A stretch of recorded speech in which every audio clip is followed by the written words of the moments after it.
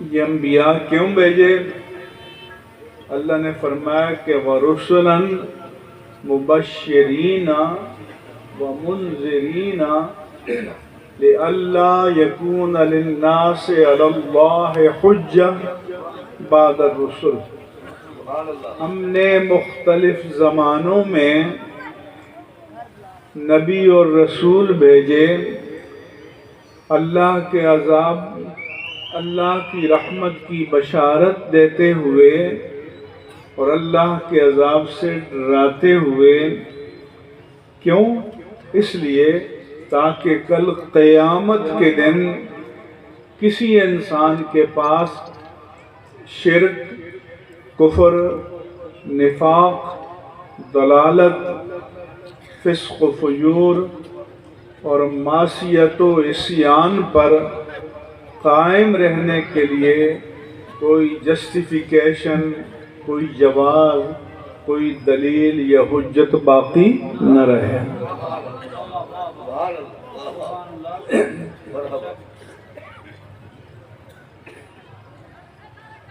دوسری بات یہ سمجھیں کہ اللہ تعالیٰ نے اس عالم اجسام کی تخلیق سے پہلے ارواح کو پیدا فرمایا، اور قرآن میں فرمایا کہ یاد کرو جب آدم و بنی آدم کی پشتوں سے روحوں کو نکالا اور ان سے اللہ نے ایک پیمان، ایک ایکارڈ، ایک معاہدہ، ایک اقرار نامہ لیا کہ الست بربکم، کیا میں تمہارا رب نہیں ہوں؟ قالوا، سب انسانیت کی روحوں نے یک زبان ہو کر جواب دیا، بلا اے اللہ تو یقیناً قطعاً ہمارا رب ہے۔ تو یہ ربوبیت اور الوہیت کا تصور انسان کی جبلت میں، نیچر میں، فطرت میں پیوست تھا۔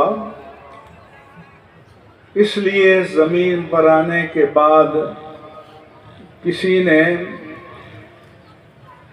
آگ کو خدا مانا، کسی نے سورج، چاند، ستاروں کو مانا،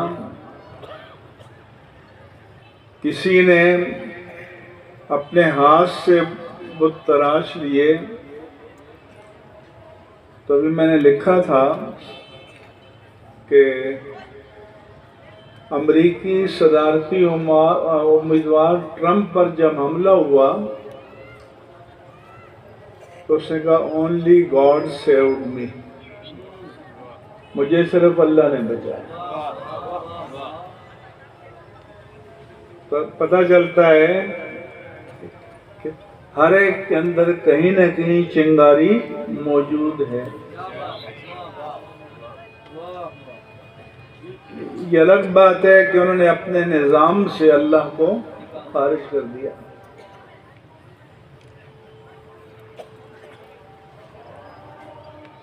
پھر اللہ تعالیٰ نے سلیکٹڈ روحوں کو جمع فرمایا۔ وہ نبیوں کی روحیں تھیں، رسولوں کی روحیں تھیں، اور فرمایا کہ وَإِذْ أَخَذَ اللَّهُ مِيثَاقَ النَّبِيِّينَ، یاد کرو جب اللہ نے نبیوں سے میثاق لیا۔ لفظ میثاق وثوق سے بنا ہے۔ وثوق کے معنی یقینی ہونا، تو جو قطعی اور یقینی اقرار اور عہد ہو اسے میثاق کہتے ہیں۔ میثاق لیا کہ لما آتیتکم من کتاب و حکمہ، کہ جب میں تمہیں باری باری دنیا میں بھیجوں گا اور کتاب اور حکمت یعنی نبوت عطا کروں گا، ثم جاءکم رسول مصدق لما معکم، اور پھر تمہارے پاس وہ رسول عظیم آ جائے جو تصدیق کرنے والا ہے اس پیغام کی جو تمہارے پاس ہے، تو لَتُؤْمِنُنَّ بِهِ، تم اقرار کرو،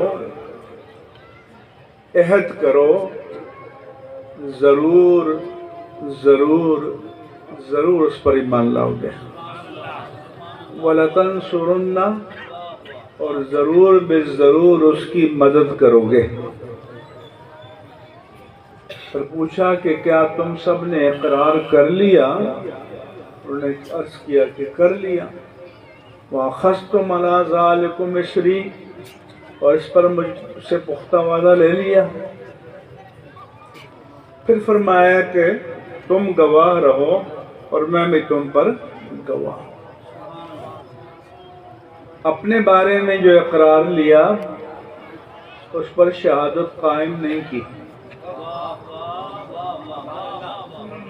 اپنے حبیب کے بارے میں اقرار کرایا تو اس پر شہادت قائم فرمائی،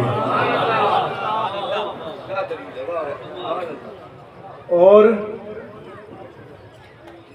سب شہادتوں پر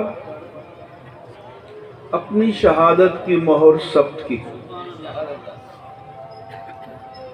اب عقلی طور پر سوال پیدا ہوتا ہے کہ اللہ کو تو پتہ تھا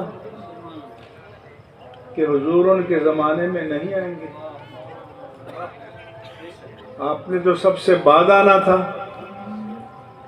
اور سب سے بعد آئے،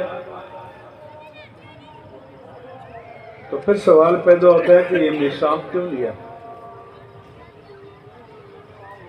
تو اس کا جواب یہ ہے کہ ان سارے نبیوں کی تعلیمات اور فرائض میں یہ فرض بھی شامل تھا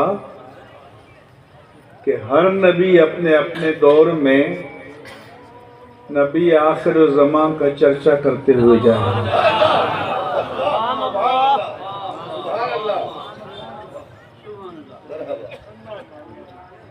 اس لیے تو آپ نے فرمایا کہ انا دعوت ابی ابراہیم، میں اپنے باپ ابراہیم کی دعا کا نتیجہ ہوں۔ انا بشارت عیسیٰ، عیسیٰ کی بشارت ہوں۔ ورؤیا امی التی رأتہا، اور میری ولادت باسعادت سے پہلے میری والدہ ماجدہ نے جو خواب دیکھا تھا اس کی تعبیر ہوں۔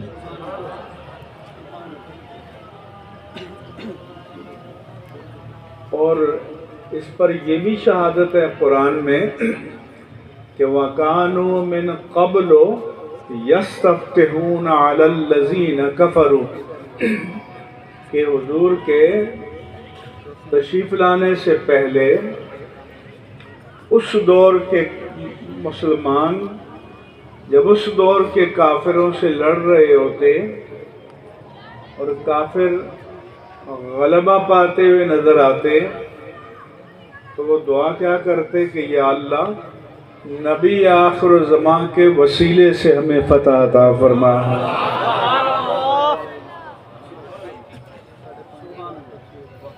یہ الگ بات ہے کہ فلما جاءہم، جب وہ آ گئے، معرفو، اسے انہیں پہچان بھی لیا اور پھر حسد کی بنیاد پر انکار کیا۔